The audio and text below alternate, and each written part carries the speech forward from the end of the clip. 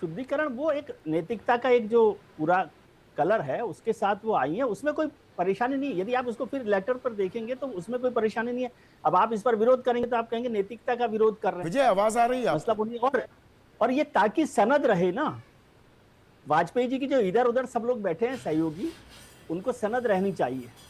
भाई, अगर आप जेल में गए हैं, अदालत ने फैसला दिया है, तो आप इस्तीफा नहीं देंगे। नैतिकता अगर राजनीतिक जमात भूल गई, उसे याद दिला रही है सरकार। गलत क्या है इसमें? संदीप भाई, ये नैतिकता याद दिला रही है या ड्रैकोनियन लॉ है? ये लोग नैतिकता की बात कर रहे हैं या हिटलर शाही की बात कर रहे हैं? इस बिल का तो सही नाम 130वां संशोधन नहीं होना चाहिए। इस बिल का नाम तो तख्ता पलट कानून होना चाहिए, क्योंकि ये कानून तो आप तख्ता पलट करने के लिए ला रहे हैं। ये कानून तो आप प्रधानमंत्री से लेकर प्रधान तक, जो डिक्टेटर बैठा होगा दिल्ली में, उसमें उसके हाथ में ताकत होगी कि प्रधानमंत्री से लेकर प्रधान तक का कुछ भी वो चेंज कर दे। आप हमको बताइए कि पिछले 2014 से 5,800 से ज्यादा मुकदमे ईडी ने प्रतिपक्षियों के खिलाफ लिखे, और जिसमें मात्र 14 पर कार्रवाई हुई है, वो भी पुराने 2014 से पहले के केसों पर। और पीएमएलए कानून के अंतर्गत जो लोग भी जेल में गए, उनको 6 महीने से पहले, 1 साल से पहले उनको जमानत नहीं मिलती। तो आप हेमंत सोरेन जैसे आदमी के ऊपर मुकदमा डालिए और उसके बाद उसको जेल में भेजिए और उसकी सत्ता पर काबिज हो जाइए। सीधी सीधी सी थ्योरी है। और मैं आपको बताऊं, यह बिल तो राजीव गांधी के पंचायती राज का भी उल्लंघन है। राजीव गांधी जी की आज जन्म तिथि है, हम लोग सब लोग उनको पुण्य स्मरण कर रहे हैं। उस आदमी ने एक कलम से पंचायती राज विधेयक ला करके एक दिन में एक कलम से 29 लाख नए राजनीतिक पद पैदा किए थे। 29 लाख। उन सब पर भी ये क्या नाम पूरी तरीके से ड्रैकोनियन लॉ जो है लागू होगा, और एक दिन में उनकी जो शासक की मंशा होगी वो शासक की मंशा के अनुरूप होगा। और ये उसी तरीके से भी होगा। पूरे देश को कश्मीर बनाने की ये तैयारी कर रहे हैं कि कश्मीर में जैसे मुख्यमंत्री को नजरबंद कर दिया और उसके बाद सारा का सारा शासन राज्यपाल के अधीन हो गया। आप इस चीज को देखिए ना कि जिस तरीके से ये लोग ये सारी की सारी चीजें कर रहे हैं, तो इनकी मंशा पर प्रश्न उठे तो क्यों ना उठे? आप बताओ हमको। अगर आप हमको ये जो तो आप मंशा पर सवाल उठा रहे, मैं आता हूं अभी सुरेंद्र आपके पास। आतिशी अब मेरे साथ जुड़ गए हैं। आतिशी, यहाँ सुरेंद्र राजपूत भी ये कह रहे हैं, जो आप लोगों ने भी रुख लिया है, नहीं जी ये तो ड्रैकोनियन है, ये सुपर इमरजेंसी है। पर वो मखौल, वो मजाक जो बनाता हुए दिखाई दी आम आदमी पार्टी सत्ता का, 177 दिन अरविंद केजरीवाल जेल में थे, इस्तीफा भी नहीं दे रहे थे, मुख्यमंत्री थे, कैबिनेट मीटिंग कर नहीं सकते थे, और सरकार भी चल रही थी। मतलब ये जेल से सत्ता का खेल, ये तो रुकना चाहिए ना। गलत क्या कर रही है सरकार? संदीप जी, ये लोकतंत्र की धज्जियां जो भारतीय जनता पार्टी उड़ाती है वो रुकना चाहिए। जब चुनाव आता है, प्रशासन का मिसयूज होता है, वोट काटी जाती हैं, गलत तरीके से वोट बनाई जाती हैं। किस लिए? गलत तरीके से चुनाव जीतने के लिए। मान लीजिए कि वो करने के बाद भी, वोट करने के बाद नहीं जीते, विधायक चोरी करने पे आ जाते हैं ऑपरेशन लोटस के माध्यम से, कि अलग अलग जो विपक्षी पार्टियां हैं, साम दाम दंड भेद पैसा धमकी से विपक्ष के विधायकों को खरीदने का प्रयास करते हैं। फिर भी अगर सरकार नहीं बना पाए तो विपक्ष के जो मुख्यमंत्री हैं, जो मंत्री हैं, उनको जेल भेजने की कोशिश करते हैं। हमने देखा पिछले साल किस तरह से विपक्ष के 2 sitting chief ministers, Hemant Soren ji, Arvind Kejriwal ji को जेल डाल दिया गया। हमने देखा किस तरह पिनरी विजयन जी की बेटी पे केस किया गया, किस तरह से ममता बनर्जी के भतीजे अभिषेक बनर्जी के पीछे पड़ा गया। तो ये बिल्कुल साफ है कि ये भारतीय जनता पार्टी की लोकतंत्र की धज्जियां उड़ाने का एक और कदम है।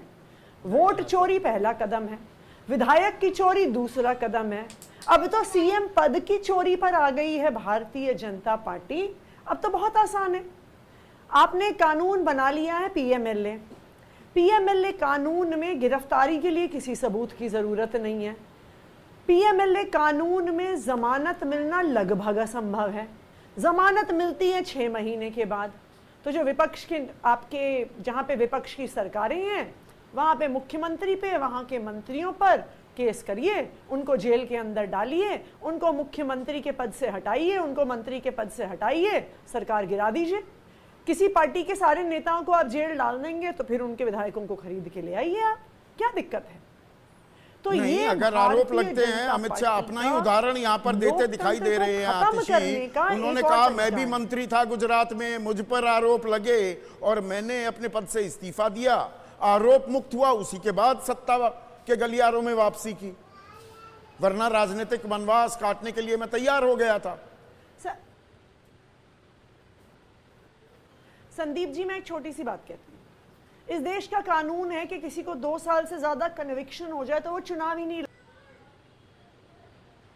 क्योंकि हम देश की राजनीति में क्रिमिनल्स को नहीं चाहते। लेकिन वो कन्विक्शन के बाद है, जब देश की अदालत, देश की न्यायपालिका तय कर लेती है कि किसी ने कुछ गलत काम किया है और उनको सजा होनी चाहिए। लेकिन विपक्ष के मंत्रियों को, विपक्ष के मुख्यमंत्रियों को जेल में डाला जाता है कन्विक्शन के बाद नहीं, ईडी द्वारा अरेस्ट करके prevention of money laundering act के तहत, जिसमें किसी सबूत की जरूरत नहीं है और जिसमें जमानत का प्रावधान ही नहीं है। तो ये तो बहुत खुला खेल है कि अगर आप वोट की चोरी नहीं कर पाए, अगर आप विधायकों की चोरी नहीं कर पाए, तो आप सीएम की कुर्सी की ही चोरी कर लो। इसके लिए ये कानून लाया जा रहा है। तो मतलब आप जो कह रही हैं, आरोपी और दोषी का फर्क वो साफ इस्टेब्लिश होना चाहिए। सिर्फ आरोप लगाने से सत्ता की कुर्सी या कोई अपनी गद्दी क्यों छोड़े? आरोप साबित हो, और साबित हो जाए 5 साल की सजा हो या 2, जो आप कह रही हैं कि 2 साल की सजा के बाद तो आप चुनाव ही नहीं लड़ सकते। जब वो कानून है तो ये आज कानून की नौबत क्यों आई? आप सवाल ये उठा रही हैं क्या? बिल्कुल बिल्कुल। और आप एक उदाहरण देखिए, ताजा उदाहरण देखिए। सत्येंद्र जैन जी पे केस होता है। उस केस के तहत सत्येंद्र जैन जी जो सिटिंग मिनिस्टर थे 2 साल जेल में बिताते हैं। पीएमएलए में केस हुआ, ईडी ने गिरफ्तार किया, कोई सबूत नहीं मिला, फिर भी जेल में रहे। और अब आप देखिए, अब केस उनके खिलाफ, सत्येंद्र जैन जी के खिलाफ केस खारिज हो जाता है। तो जो 2 साल आपने एक विधायक को, एक मंत्री को जेल में रखा, बिना किसी सबूत के जेल में रखा, अगर ये कानून होता तो 30 दिन के बाद आप कहते कि हटिए आप अपने पद से। ये तो बहुत आसान तरीका है भारतीय जनता पार्टी का विपक्ष की सरकारें गिराने का। नहीं, पर ये सिर्फ सारे आरोप आप भारतीय जनता पार्टी, थोड़ी ढिठाई तो, थोड़ी क्या अच्छी खासी ढिठाई तो आम आदमी पार्टी, आपकी पार्टी ने भी दिखाई ना। अरविंद केजरीवाल 177 दिन जेल में रहे, मुख्यमंत्री पद से इस्तीफा नहीं दिया, बेल मिली, इस्तीफा दे दिया, आपको गद्दी पर बिठा दिया। ये तो पहले भी कर सकते थे। नैतिकता नाम की कोई चीज नहीं रह गई क्या राजनीति में? आतिशी। संदीप जी, वो देखिए, ये डिबेट कि क्या अरविंद केजरीवाल जी को गिरफ्तार होने के बाद इस्तीफा देना चाहिए था कि नहीं देना चाहिए था, वो एक अलग मुद्दा है। लेकिन ये जो बिल है, आज हम इस पे चर्चा नहीं कर रहे हैं कि क्या अरविंद केजरीवाल जी को जब उन्होंने इस्तीफा दिया 2 महीने पहले देना चाहिए था, 2 महीने बाद देना चाहिए था, कैसे देना चाहिए था, ईमेल पे देना चाहिए था, चिट्ठी लिख के देना चाहिए था। ये आज चर्चा का मुद्दा नहीं है। चर्चा का मुद्दा आज ये है कि इस बिल के माध्यम से, इस कानून के माध्यम से विपक्ष की सरकारें गिराने का एक और तरीका भारतीय जनता पार्टी ने ढूंढ लिया है। आप मुझे बताइए, आप किसी एक विपक्ष की सरकार के मुख्यमंत्री पर और सब मंत्रियों पे केस कर दें, ये तो सबको पता है कि किसी भी पार्टी के सबसे वरिष्ठ नेता बनते हैं, बाकी सीनियर नेता मंत्री बनते हैं। अगर आप मुख्यमंत्री को और सब मंत्रियों को एक बार में गिरफ्तार कर दीजिए तो आपने जो कहते हैं ना डीकैपिटेशन कर दिया, उस पार्टी का, उस सरकार का धड़ ही हटा दिया, कोई नेता उस पार्टी में छोड़ा ही नहीं, तो फिर आप बिल्कुल काबिज हो सकते हैं।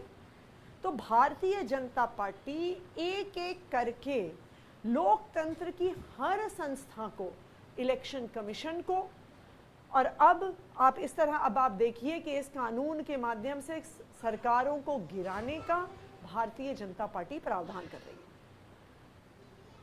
ठीक है, अभिषेक झा, आतिशी मोटी बात जो कह रही हैं वो ये, पहले तो आप वोट चोरी कर रहे थे, अब सत्ता चोरी, मुख्यमंत्री की कुर्सी की चोरी पर आमादा हो गई है एनडीए, खास बीजेपी। अगर आप सर्वे भी करवा ले संदीप जी, तो आज जो विधेयक पेश हुआ है उसके बाद से जनता का क्या मूड हो, तो आप बेहतर समझ पाएंगे कि जनता भी चाहती है कि उनके चुने हुए प्रतिनिधि भी अगर पद पर रहकर कोई गलती करते हैं, उन पर आरोप लगते हैं, उनको सलाखों के पीछे जाना पड़ता है। तो ऐसी परिस्थिति में नैतिकता का परिचय दिया जाए, नैतिकता के आधार पर इस्तीफा दिया जाए। हमने कई उदाहरण देखे हैं जहां नैतिकता के आधार पर लोगों ने इस्तीफा दिया है, लेकिन जरूरत क्यों पड़ी है इस विधेयक की? क्योंकि हाल के दिनों में कुछ ऐसे हैं नहीं, नैतिकता वगैरह का तो, नैतिकता के नाम पर अब इस्तीफे तो दिए नहीं जाते। राजनाथ सिंह ने कहा ना, ये एनडीए की सरकार है, यहाँ इस्तीफे नहीं दिए जाते। इस्तीफे आप लोग मांगते थे जब विपक्ष में थे, अब देते नहीं है जब से सत्ता में आए हैं। हमें नहीं लगता है, आपने बिहार में भी कई उदाहरण देखे होंगे जहां माननीय मुख्यमंत्री जी ने अपने सिटिंग मंत्रियों से इस्तीफा लिया है जब उनको जेल की सलाखों के पीछे जाना पड़ा है। लेकिन इस बात पर क्या जस्टिफिकेशन देंगे? आतिशी जी जा चुकी हैं कि अरविंद केजरीवाल जी ने एक उदाहरण इस देश में पेश कर दिया कि कैसे कोई मुख्यमंत्री